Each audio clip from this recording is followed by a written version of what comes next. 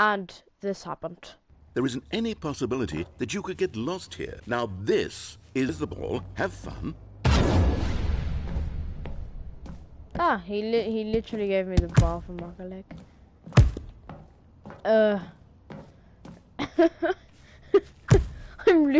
I'm playing Rocket League in the Stanley Parable, everybody. And yes, there was a game before. Believe it or not, I'm pretty sure balls makes for an even more euphoric sports experience. I'm going to try it out. Here comes another ball. Yes. Oh goodness, that really does feel amazing, doesn't it? Stanley, I'm like a child in a confectionery shop. I simply have to have more. I'm insatiable. More balls!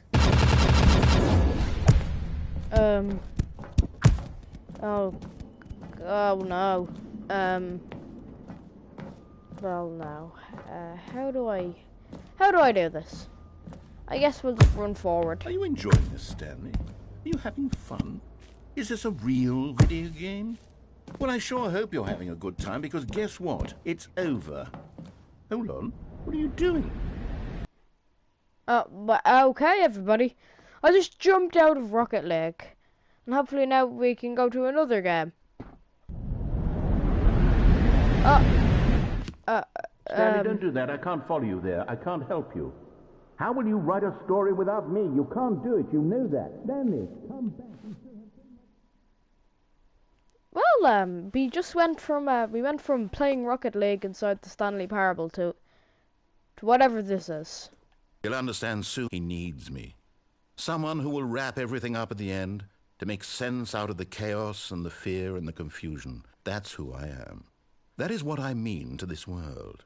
Oh, yes. Yes, I'll be back. There's no other way. Once this ends, after it all comes to a close, then I'll be back. The end will be here soon. Very soon. I can wait.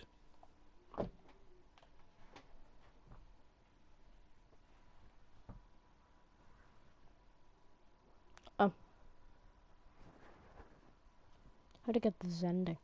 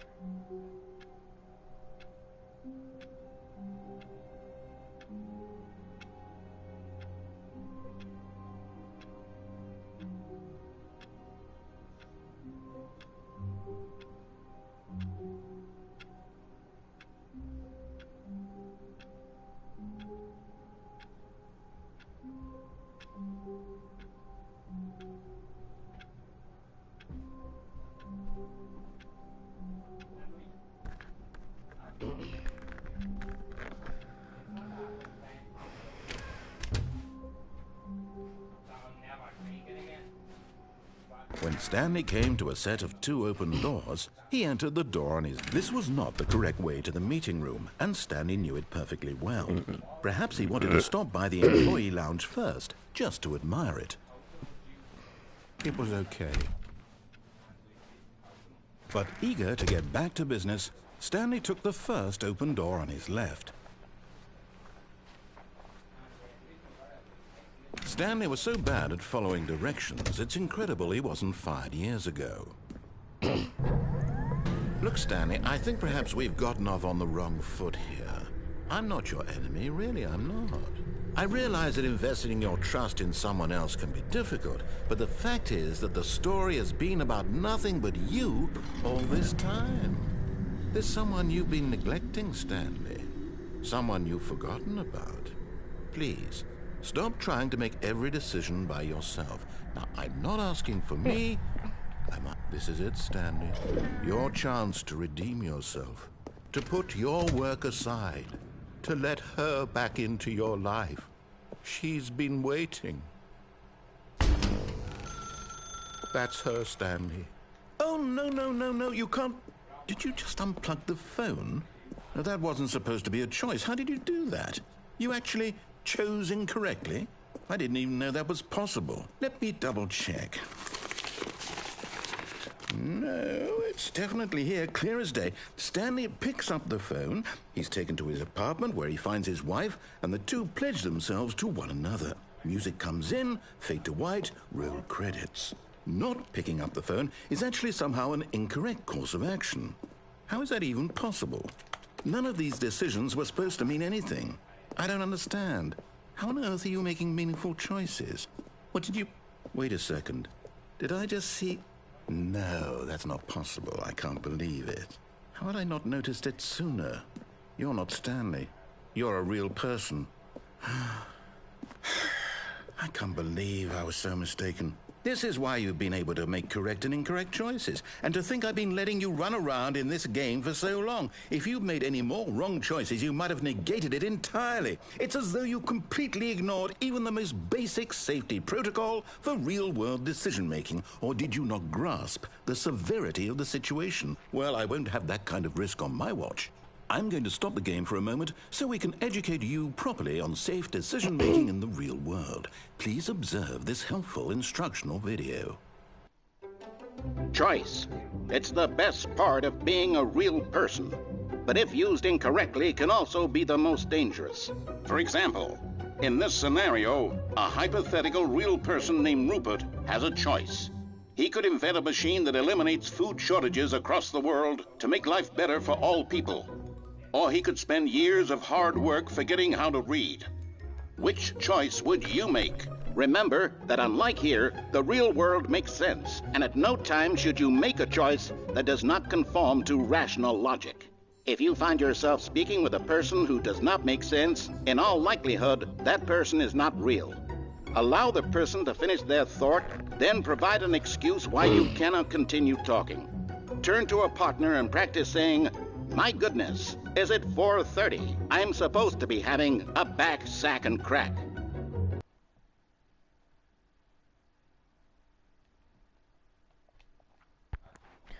Oh, this is boring.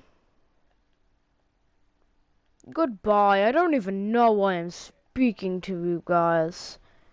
Grr!